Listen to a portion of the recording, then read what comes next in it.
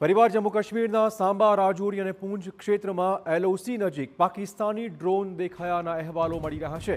પાકિસ્તાન સાથેની સરહદ અને લાઇન ઓફ કંટ્રોલ નજીક ડ્રોન ઉડતા દેખાતા સુરક્ષા એજન્સીઓ એલર્ટ મોડ પર આવી ગઈ છે। રાજૌરીમાં નૌશેરા સેક્ટરની રખેવાળી કરી રહેલા જવાનોએ ગનિયા કલસિયા ગામ ઉપર ડ્રોન ઉડતું જોયું હતું। એક પછી એક M5 ડ્રોન ઉડતા દેખાતા સેનાના જવાનોએ લાઇટ મશીન ગનથી ફાયરિંગ પણ કર્યું હતું। બોર્ડર પરના વિસ્તારોમાં શંકાસ્પદ ડ્રોનની હિલચાલ દેખાયા બાદ સુરક્ષા દળોએ તમામ વિસ્તારોમાં સર્ચ ઓપરેશન શરૂ કર્યું છે।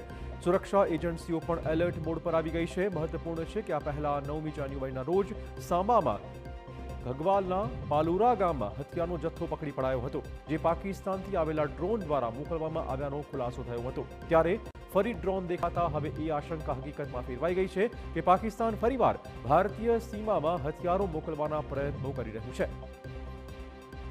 દેશમાં ગણતંત્ર દિવસને લઈને સુરક્ષા એજન્સીઓ એલર્ટ પર છે।